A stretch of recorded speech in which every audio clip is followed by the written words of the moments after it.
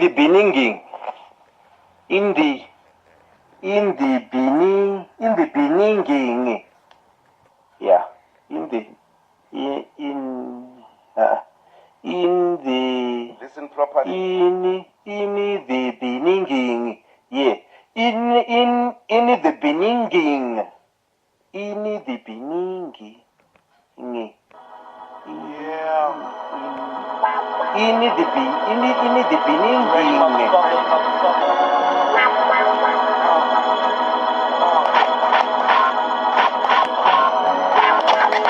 gonna kill your ass. 1000Ronin, baby. As I grab the Glock, put it to your headpiece, put in the chamber. The safety He's off release. Seed cabbage. Iggy smells the savage, doing your brain cells much damage. Teflon is the material for the imperial. Mic ripper, girl stripper, the Henny sipper. I drop lyrics off and on like a light switch, quick to grab the right bitch and make her drive the queue. 45 lumps and checks are expected when I wreck shit. Respect is collected, so check it. I got Technique stripping up my butt cheek. Sleep on my stomach so I don't fuck up my sheets. My shit is deep, deeper than my grave, G. I'm Manny ready to here. die and nobody can save me. 1000Ronin. I hope you guys had a great week. And you got to do what you wanted to do. And if you didn't get to do what you wanted to do this week, at least you thought about it and you took the first steps so that next week you can finally get to do exactly what you wanted to do. Anyway, talking about doing things, this week there's a good week. It wasn't too bad. There was loads of snow. I hope you guys didn't get sick and you don't get illness. You know, you don't get the cough. You know, that cough you get. But I taught myself how not to cough. Like when I was really young, I had a really bad cough, and then doctor came and he was like, "Yeah, you're pretty ill, but you can help yourself by coughing better." And then I trained myself not to cough. You know. So usually when I have a cough, it turns into a sneeze. Like a sneeze is much more pleasurable than a cough. So, like, trust me, like, what you do is, if you feel there's a cough coming, you know, that little itchiness at the back of your throat, what you need to do is resist the urge to cough. You know, like at first it's gonna be hard. You know, you're gonna be stuttering, but you know, it's everything in life is mind over body. And then eventually, if you resist long enough, that cough turns into a sneeze, and then you'll never have to cough again. It's a legit technique.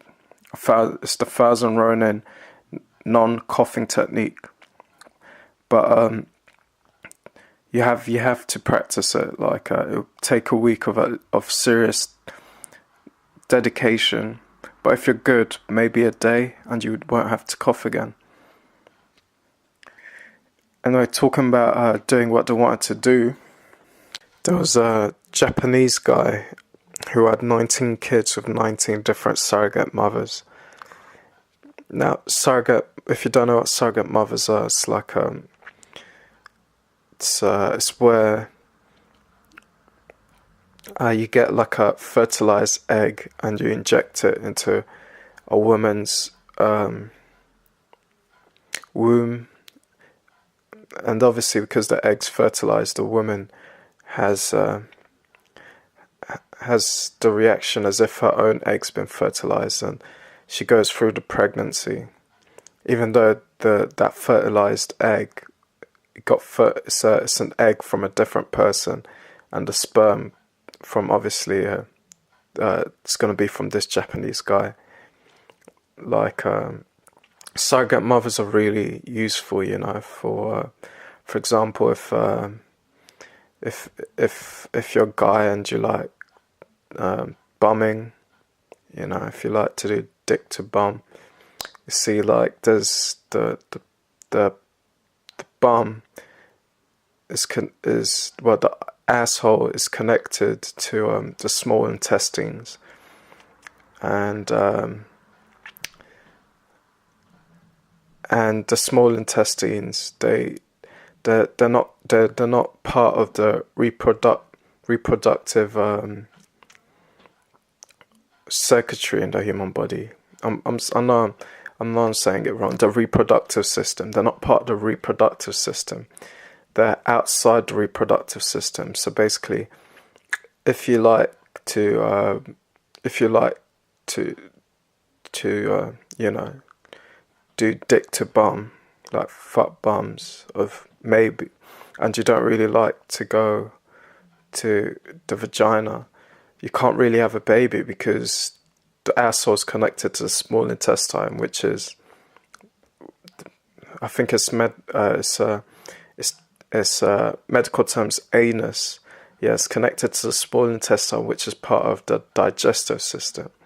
So basically, all you'd be doing is shooting sperm up the small intestines, which is pretty much just a tube full of shit. So it's part of the digestive system. So there's no eggs up there, so you can't really have fertilization up there. So if you want a kid or baby, you have to use a surrogate mother, where you get your sperm, and then you can get a choice of frozen eggs, you know, and then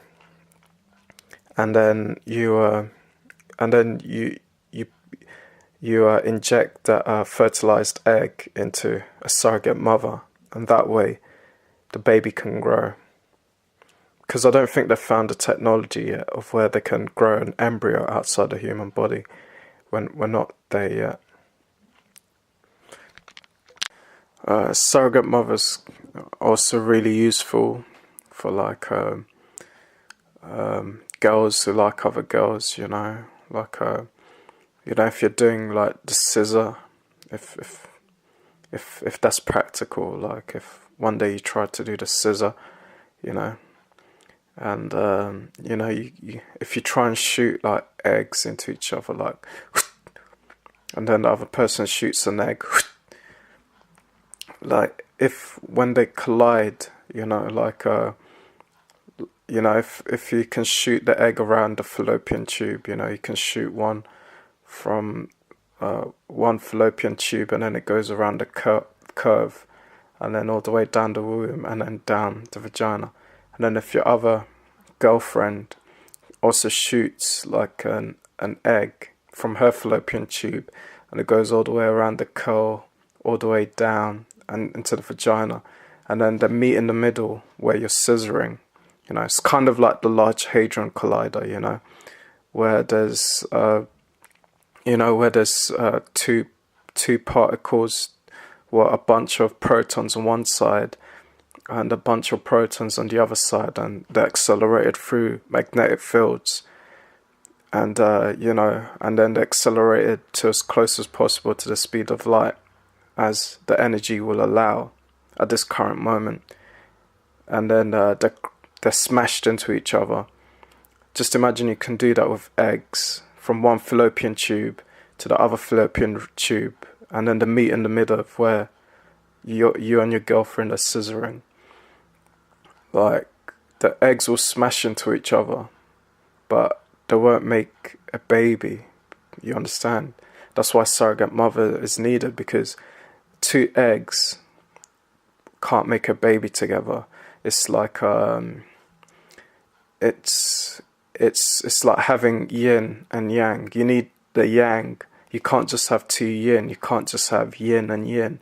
So the two eggs are like yin, and they won't produce a whole. So what you need is a yin and a yang. So you need an egg and a sperm. So if you're two ladies and neither of you wants to carry the baby, but one of you, you know, and but both of you, you know, might want to have a baby for your own, what you can do is you can get each of your eggs, so one fertilized in two different surrogate mothers, and that way both of you can have 2 kids from both of your eggs. So surrogate mothers could be useful in that way. And then also surrogate mothers, are useful for if your partner or girlfriend, their reproductive system is not up to scratch, or they've got an illness where the reproductive system is not optimal. You can get an egg from her, and you can fertilize it outside and then get a surrogate mother. Anyway, the whole point is surrogate mothers are very useful in society for different reasons. So this Japanese guy gets 19 surrogate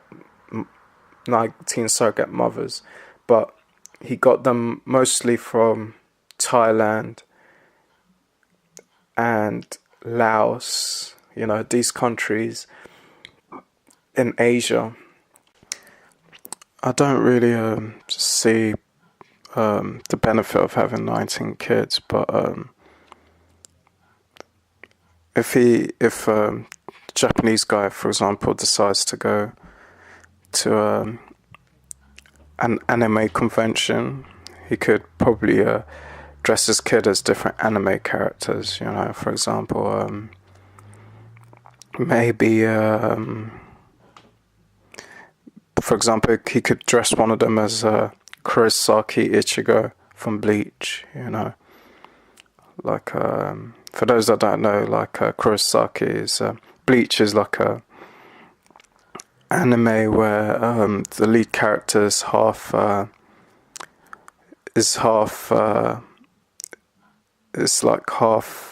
Shinigami, which is like a death god, half human, or a quarter... like a third human, a half death god, a half hollow, which is like a resentful soul.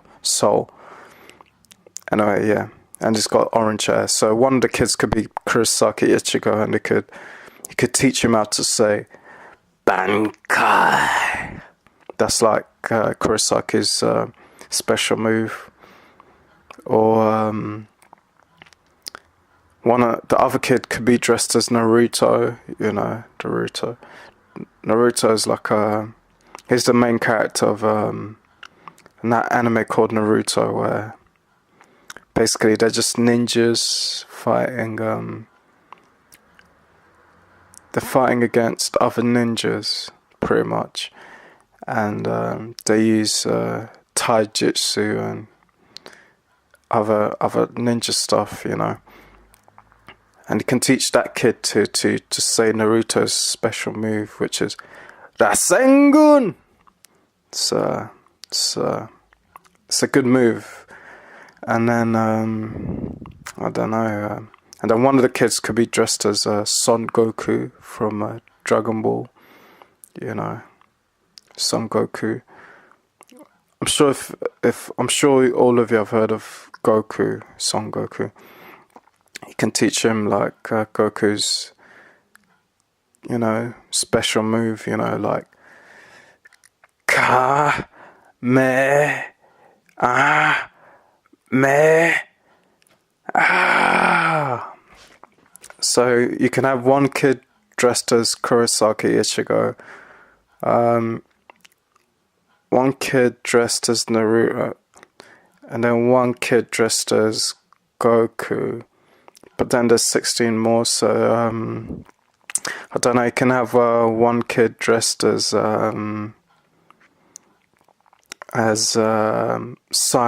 from Tengen Toppa Gurren Lagann. Like this is like an obscure anime where like humans are stuck on the ground and they have to fight against. I can't remember what the other things are, but they're the oppressors who oppress humans, who are like undergrounds and slaves. And Simon's special move is Galaxy Giga Drill. It's a pretty good move. Like, he uses drill, and then his special move is like a massive drill which drills into the enemy's head. It's amazing. It's all about spirals. Like, Tengen Toppers are really, it's all about string theory and spirals. You know, it talks about how everything in the galaxy is all string theory. It's really good. And then, so one kid will be dressed as Simon from Tengen Topper, and another kid can be dressed as Straw Hat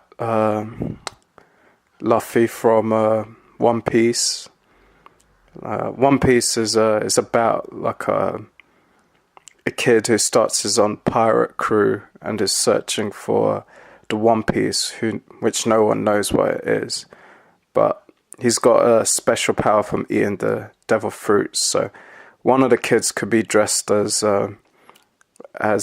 Straw Hat Luffy. You know, can be like learn his special move like Gear Secundo Gomu Gomu no Bazooka.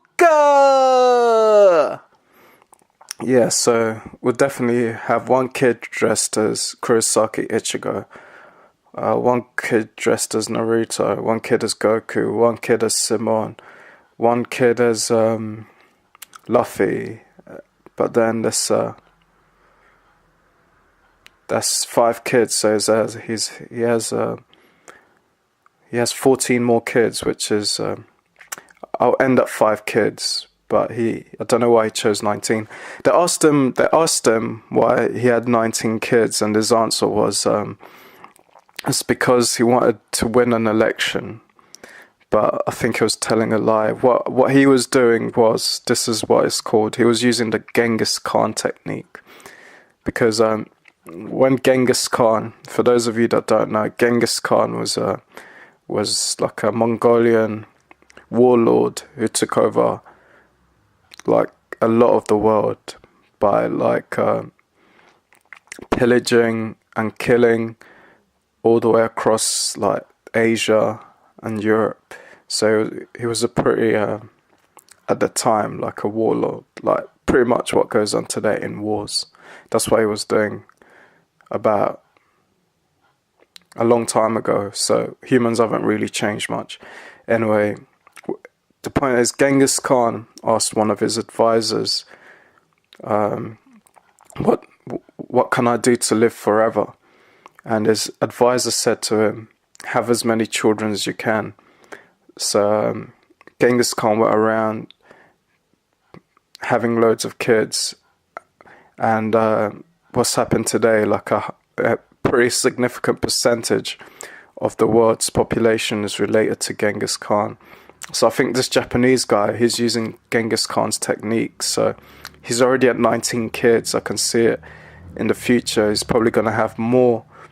And you never know, like in 500, 600 years' time, 20% of the world's population could probably be related to this Japanese guy. So he's got a bit of a mission. Anyway, enough of that this week. Other things have been going on. I was told the Oscars were on this week. It's like but to me, like I didn't watch them, but the Oscars do seem a bit redundant. They need to change, you know. I mean, for example, like nowadays for film to do well, you don't really need a good actor in it. Or you don't need the best actor or the best actress, right? Because most of that could be fixed with CGI, you know, and you can gloss over it with special effects. So like the best actor or actress awards can't be going to the best actor in a film, but it has to go to like the best actor or actress in real life, you know. So it needs to make like Oscars more relevant. They should do the award for like the best actor or actress in real life. So, you know, so like all the best actors and actresses, you know, they'll have to like act out in real life. So for example, Daniel Day-Lewis, his assignment would be to, act to infiltrate North Korea. So he'll have to act like a North Korean man, and he has to act. And also, so basically best makeup is also going to be involved in this. So the best makeup artists also have to be involved. So he has to act as a North Korean man, gain ranking in North Korea, and then he has to convince the North Koreans, acting as a North Korean man, to disarm their nuclear weapons. You see, now if Daniel Day-Lewis managed to do that within a year, that would be like the greatest acting move of all time, He would have brought the world closer to world peace through his acting skills. That would be something worthy of an Oscar. That's something I would stand up and clap for, like the Shia LaBeouf clapping meme. That would be something you can clap for. He would definitely be the best actor if he could pull that off. Or, Meryl Streep, she could use that acting in real life. She could act, or she can enter let's say a big company like ExxonMobil, and then she can use her acting skills and rise up all the way up the ranks within a year, and then convince ExxonMobil to, put their profits towards building infrastructure in third world countries, trying to get rid of world hunger.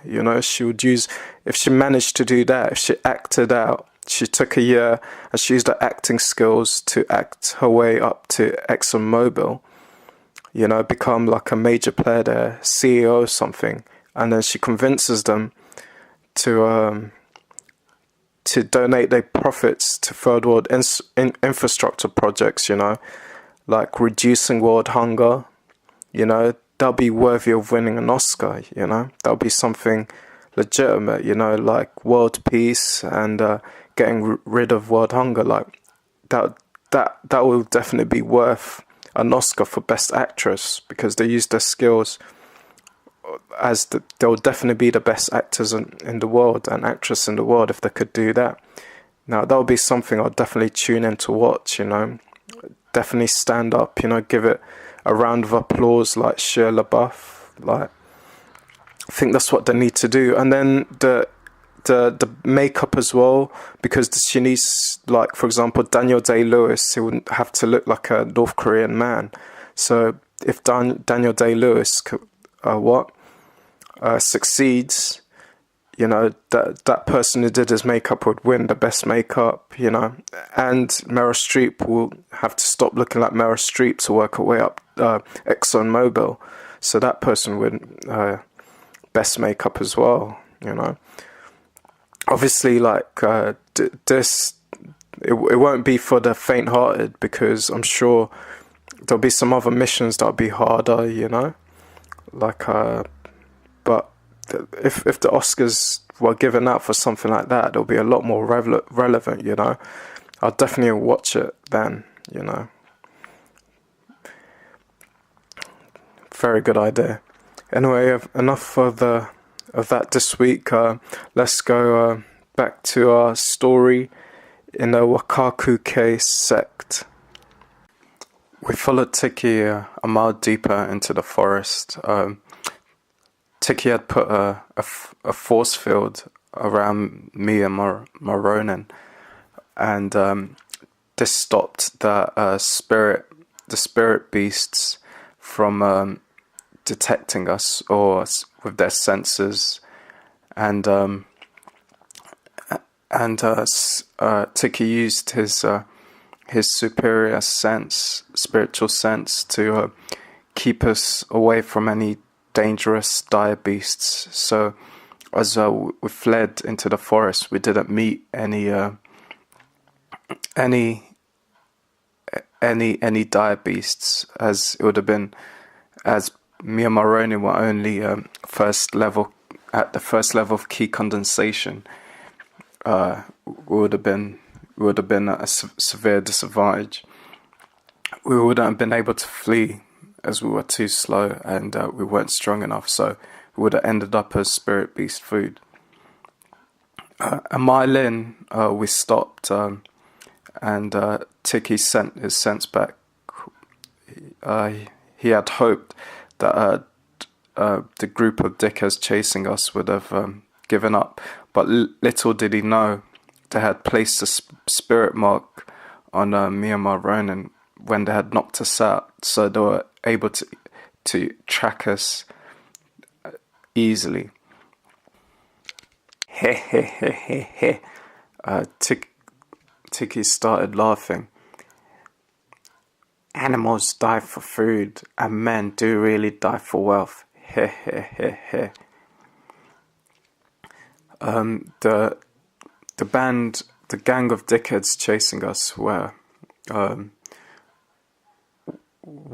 at a higher level of key condensation than us. The leader was at the 3rd level, and his 5 other subordinates were all at the 2nd level.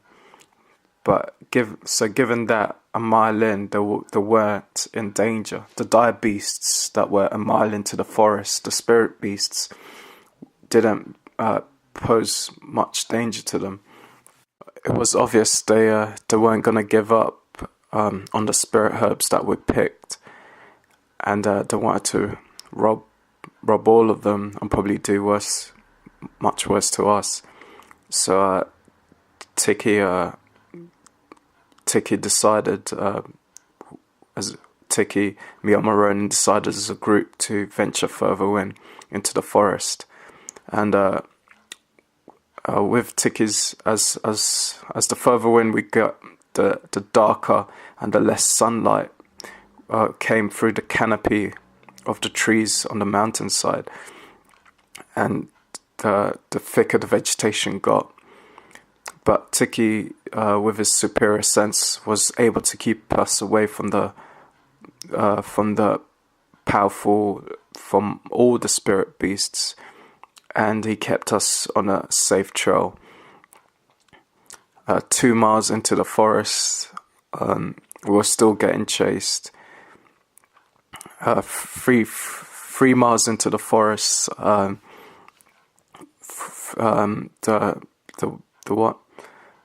the gang chasing us was slightly closer to us, but they hadn't given up, and by now there was no clear route back from the mountainside, so it was all or nothing, Here. Tiki started laughing again. If you carry on like this, they'll catch up soon. 2 miles ahead, there's a cave. We'll head in that direction. So we set off again at top speed, following Tiki's guidance. And as we went further into the forest, we had to circulate our key to be able to see. Like if we hadn't attained the 1st level of key condensation, we would have been blinded. But due to our senses being improved, we still managed to navigate and see where we're going. So we raced closer and closer. We raced in the direction that Tiki had told us to go, closer and closer to this cave. And as we got closer and closer to the cave, we noticed that we could hear less spirit animals around the cave. And within 1 mile of the cave, it was almost clear of all other animals, of all other spirit beasts. As we're getting closer to the cave, the pressure got greater and greater, weighing down on our bodies, and due to the constant fleeing, we were getting more and more tired, and our speed was slowing down. If we slowed down anymore, the gang behind us would be able to catch sight of us. Just when we were about to lose all hope, we caught sight of the cave. Heh. Quickly to the side of the cave, quickly to the side of the cave, Tiki shouted in our heads. So we run to the right of the cave entrance, which was about 20 meters wide, so about 100 meters wide, and we run to the right of that cave entrance and hid in the nearby bushes. 30 seconds later, from the forest, the gang burst out behind us. Where are those noobs? They're somewhere here. They must be inside the cave. The leader, the number one dickhead of the group chasing us had shouted. And just as he shouted, there was a huge roar from the cave. This roar shook the mountainside, and the mountain went silent. Then we heard giant footsteps coming from the cave. They thumped the ground, and the ground shook, one after the other. Quickly! Get away from the cave entrance, the number one dickhead shouted to his mates. They all retreated, but they retreated too slow. As they were retreating, a giant claw about 2 meters long came out. A giant red claw 2 meters long came out and swatted one of his mates into the tree at the side. Crack! He flew into the tree, and the tree split in half. The gang member lay on the side with blood coming out of his ears and his nose.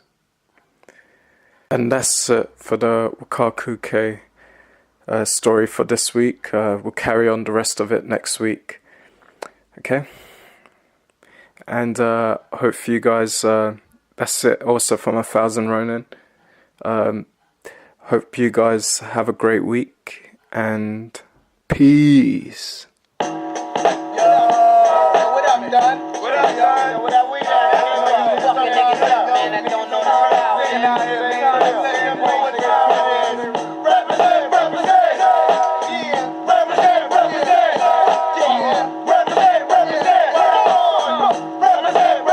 Straight up shit is real, and any day could be your last in the jungle.